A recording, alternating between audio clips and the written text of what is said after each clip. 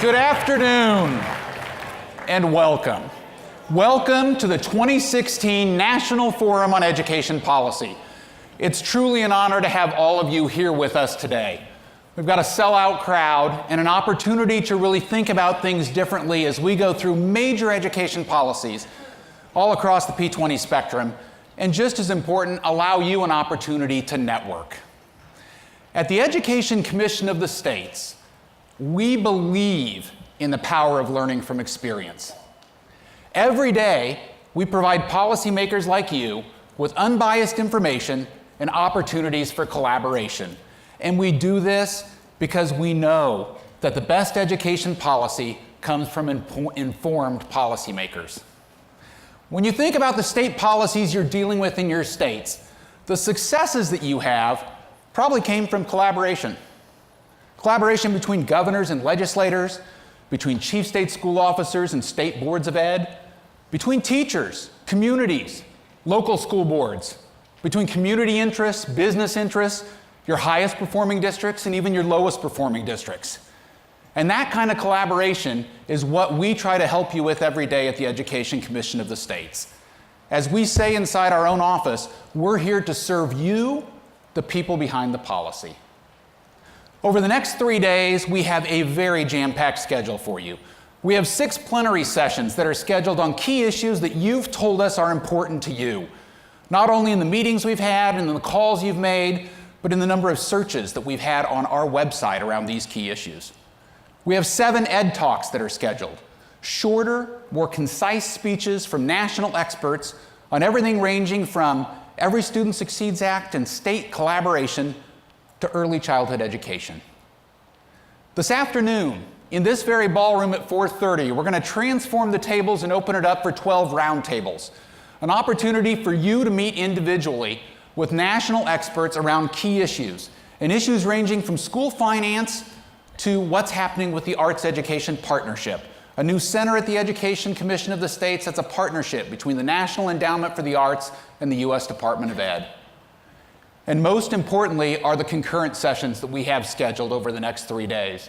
We have 21 concurrent sessions that will allow you a chance to meet with national experts and have an open dialogue about policies that are making a difference to get the outcomes you're hoping to get in your states and allow you an opportunity to learn from each other. The issues that will be covered in those concurrent sessions range from education data analysis to early learning arts programs, from post-secondary federalism to education reimagined. But when you think about the issues, they're not going to go very far without the sense of networking and collaboration that needs to happen in the states. And I'm excited you're all here with us in a sold-out crowd with 579 of your closest friends and growing. And that's an important thing for us. Last year at our 50th anniversary, we were excited to have a turnout over 580, and we did that again this year. And it's important not because of a number, but because of who's here. We have governors. We have lieutenant governors. We have chief state school officers from over 50% of the states. And if you add on deputy chief state school officers that have come also, we have almost 70% of the states represented here just from the state education agencies. We have a large number of legislators. We have 35 legislators who are here who are chairs of the Education Committee in their state. We have a lot of higher ed officials from many states. We have a large number of state board members.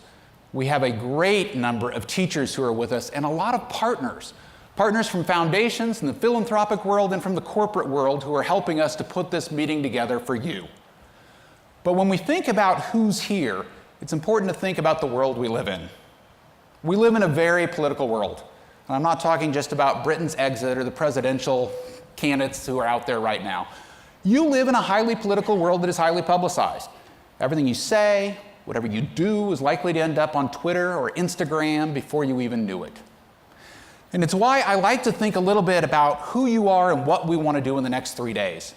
You are here as commissioners for the Education Commission of the State, which is truly an honor, many of you appointed. And I like to think back to a quote that Governor Terry Sanford, the governor of North Carolina, said at the very first Education Commission of the State's meeting. Governor Sanford said, "It is important for you as commissioners to see yourself as leaders of all in education." You are not, while here, spokespeople for a particular point of view or level of education. You are not even spokespeople for your particular states. You are here as leadership of all states for the advancement of education. And it's an honor to have all of us here together to talk about these issues. It's what we aim to do in serving you, the people behind the policy. And we do that in 4 major ways. The first is through our research. We research all of your policies in the states. We actually have staff who have minor parties in our office when you pass an omnibus appropriations bill. They're excited, but they actually do read it from the first word to the last word. And in that diligence, last year alone, we pulled out 2,200 new education policies that you, state leaders, put into law. We put those in our state policy database. So when I get a call from many of you, it usually starts with, we're unique in our state, or we're special. And you all are unique and special. But when we look at the state policy database, we can usually find 4 or 5 states who may have already tackled the very issue you're trying to fix. And they may not have done it well, but that's insight enough to help you not make the same mistakes they did. We also do a lot of personalized requests for you. Last year, we did 660 personalized state information requests. Calls we get from you because you need an answer and you need it now, and within 24 to 48 hours, we have a memo sent to you that answers your question. We just did one a week ago for a board member at the Alabama State Board of Ed. Alabama passed a 4% compensation increase for their teachers, and the board member getting ready to put the budget together wanted to know, where do we stand in comparison to the 49 other states now that we've done the 4% increase? We had that out to her within 24 hours. The second way we serve you is through reports. We do a lot of reports on the major issues you're calling us about. Last year, we did 45 reports that were issued. We actually did a large number of them on education trends where you can learn from other states, and we did a good number of them that were on 50-state comparisons. We did one just about a month ago on a 50-state comparisons on post-secondary governance. Now, that may not have been a New York Times bestseller, but the report itself was the first one done in decades. We actually had a nice email from Ben Cannon, who's here in the center, who's the higher ed executive official for Oregon, who said it's the first time in years that he's had an ability to look at the governance structure of all 50 states and look for ways that he might be able to enhance outcomes in his state of Oregon. We would serve you through convenings like this and through our winter commissioner meetings, which are important, but just as valuable are smaller meetings that we're doing in your states. We do thinkers meetings with national experts to tackle issues like K-3 quality or post-secondary redesign. We also do a lot of state policy academies. Last year, we did a state policy academy for 7 states on dual enrollment. We funded and brought together 7 states and teams from those states to teach them what's going on across the country on dual enrollment, and then to help them with technical assistance in the states. In Mississippi, their chief, Carrie Wright, utilized our services, was at the State Policy Academy, and then called and asked if we could start to facilitate and staff a task force she had set up in the state of Mississippi on dual enrollment. And ECS staff has now been in Mississippi 5 times since January. And we continue to do that because it's a service we provide. We're going to have a host of Every Student Succeeds Act policy academies to help bring together governor's offices and legislatures and chief state school officers around this. And if you have an interest in some of those, I'd urge you to let our staff know quickly. The last way we serve you is really through Counsel. We do a lot of trips to the states. On any given week, we usually have 5 to 6 staff in various states serving you. Some of it is technical assistance that you've requested, a governor's office preparing for a state of the state, a chief looking at major legislative issues, or a legislature trying to get ready. But it's also testimony. Last year we were in 45 states. We did direct testimony in over 23 states, and in many of those states we were there multiple times. I think Idaho we've been to 4 times already this year, and in many of those states we are eager and willing to serve you. We want to serve you because the issues you're dealing with are difficult, and they're not simple, and they're going to take collaboration. I want to talk about the plenary sessions we're going to have for the next 3 days quickly. The first issue that we're going to be tackling is really on the achievement gap. And the slide that I have is an example, but it's not the whole story. If you're in a low free and reduced lunch high school, you probably have more AP courses that are available to you than if you were in a high free and reduced lunch high school. It's a picture I want to share because no matter how we slice the data on the achievement gap, for 20 years, states have been trying to tackle this. Whether we slice it by states, by geography, by race, by ethnicity, by socioeconomic status, the lowest performing usually have at best grown to where the highest performing were 10 years ago. The gap has continued. And tomorrow morning, we have a dynamic panel to discuss ways that states are tackling this. We've got a keynote tomorrow during lunch where we're honored to have the Secretary of Education, Dr. John King, here, along with 3 amazing members of a panel to discuss the Every Student Succeed Act. We have 2 chiefs. We're excited to have Tony Evers from Wisconsin and Pedro Rivera from Pennsylvania, along with the Massachusetts State Teacher of the Year on the panel to talk about what's happening with ESSA. But I want to highlight a couple of reports that you should take advantage of. A couple of weeks ago, we issued a paper called Wellrounded Education, and especially legislators are calling us about this issue. So the new law allows you to be a little bit creative. It's not just English, language arts, math, and science, but what is a well-rounded education? What does that mean? We issued a paper that highlights some of the issues within the federal law, but we also asked some of the questions on funding and mechanisms. How do you include arts? How do you include civics? How do you include STEM? Where is personalized learning and what you're thinking about for a state plan? Yesterday, we released a paper on collaboration. Last week, the Department of Ed released a list of stakeholders that you should be engaging. We released a paper on collaboration because we think it's important to go beyond briefing governors, legislators, chief state school officers, state board members, community leaders, teachers, and instead finding a way to collaborate on building a state plan, and that is tough. And collaboration is tough to do in your states, and we understand that. I'd also urge you to take advantage of our app that we have. Use your phones. There's information on the tables on how to get it, because every report, every PowerPoint you're going to see, it's on the app under resources. And one other resource I want to make sure you think about for ESSA is a paper that the Council of Chief State School Officers released. It's a paper that deals with stakeholder engagement and is very informative. All of those are available, and all of those are there for you to utilize, and no need to stuff your suitcase on the way home. We're also going to talk about state financial aid redesign, an issue you may not be thinking about, but I think you should be. We've been working with 10 states on really redesigning state financial aid. These 2 numbers are telling. Without any federal investment, states invested $11.6 billion in state financial aid. They served 4.4 million students in doing so. And when I was asked about my home state of Colorado, how much does Colorado invest? I couldn't tell you. And I'm guessing many of us in the room may not know how much our home state is actually investing in state financial aid. But this is about the future workforce of America, and it's about having really the tools and the talent that you need for that pipeline. And some numbers that are important to remember is that of the college students in America today, over a quarter of them are not traditional, they're over age 25, and over a quarter of them have children. Does your state's financial aid plan actually allow for flexibility to target those students that are probably needing it the most in order to move to the next level of education? Our last plenary is going to be actually on teacher preparation programs and teacher pipeline. It's an issue many of you have been calling us about for the last 2 years. The slide that's up is important because if you look at 2010, in 2010 there were 725 eager to be teachers. These were college students who were enrolled in teacher prep programs. In 2014, that number has declined to 465,000, a drop of 30%. If we had the same drop in the medical field, editorials would be written about an epidemic in America. But this is an issue if you're thinking about the workforce future for your state. We're going to have a couple of plenary sessions on this and an ed talk on this, and hopefully a lot of robust conversation throughout the next 3 days around it.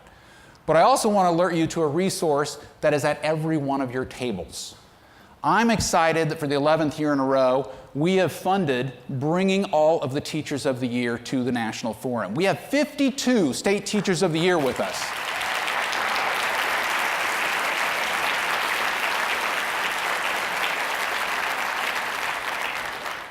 These Teachers of the Year are an amazing resource for you. I spoke briefly to them this morning, but I'd urge for you to engage them. If you've got a policy you're positive is going to solve all the issues in your state, talk to your Teacher of the Year. See if it's even made their radar. See if the bills you passed 3 years ago have even changed the way that they're teaching in the classroom. These are the leaders in your state who can probably give you a lot of great insight, and it's a great resource for you to be considering as you're looking at future policies. In closing, I want to talk about a couple of important things. And one is the notion that change is actually happening, but it may not be happening at the rate or in the way that we desire. So I want to talk about 4 little factoids that are a reality of our political world today. The first is 32%. 32% of the legislative chairs of education committees are brand new in their job in the last 18 months. Qualified elected officials without a doubt.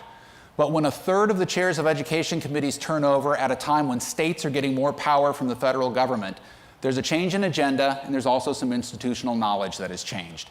It will change how you need to work with your legislatures. Another number which is important is 2,350. While not all of you are on the post-secondary side of the P20 spectrum, 2,350 are the number of post-secondary bills introduced in the 50 states this year alone. 15% of those bills are dealing directly with how to pay for college. So whether you're in the post-secondary sphere or not, these more than 2,000 bills is a big trend that we're tracking. And it's a sign that many of your states are trying to figure out better ways to educate more people with some kind of post-secondary degree or certification. By 2025 in America, 60% of the jobs will require some post-secondary degree or certification. And you need to be tracking this legislation or working with us as we're tracking it to see how you can learn from some of these other pieces of legislation. The third key issue on change is 60%. 60% of the chief state school officers in America are new in their job in the last 18 months. Amazing leaders. I've met almost every one of them except for the few who were announced in the last couple weeks. They're great people, but at a time when they're taking on massive change and reformation with Every Student Succeeds Act, it's going to take collaboration for them to be successful. And the fourth issue is the Every Student Succeeds Act, one that I hear from many of you, and so I think some look at it as a K-12 reformation. This is really across the whole P20 spectrum. There's a lot of early learning issues in the bill. There's a lot of K-12. There's a lot of post-secondary, dealing with high school readiness and dealing with post-secondary readiness and the transition to there. It is going to be difficult in many of your states for major education reform to happen if there is not a collaboration between the chief, between the governor, and between the legislature. I laugh a little bit with my staff, but as we go into many of your states, one of the questions I ask is, can your governor and your chief go to dinner together and get along? It's not anything negative. It's just if the answer is no, then you really need to think about how you're going to collaborate on a state plan, or whether your state plan may actually just put in place issues that are already on the books. But this is an important part of changes happening as you policymakers look to reform the future of America. It's one of the things that we at the Education Commission of the States feel is extremely important, because it's our job to push the envelope a little bit. We're unbiased, we're bipartisan, we're only going to give you the facts. We won't tell you which bill's right, which bill's wrong. But we also need to help you understand other policies that states are considering which you may want to open your eyes to. There's a quote that we have that's etched in glass on the walls of our office in Denver, Colorado, which I look at almost every day, and I love it. It is from Governor Terry Sanford, and it reads, "The commission must stir up trouble and make the body politic itch. It must be unafraid. It must be the blueprint of an architect. It must be responsive to all good ideas. It must take the problems, assemble the best people, and seek the answers, whatever they may be."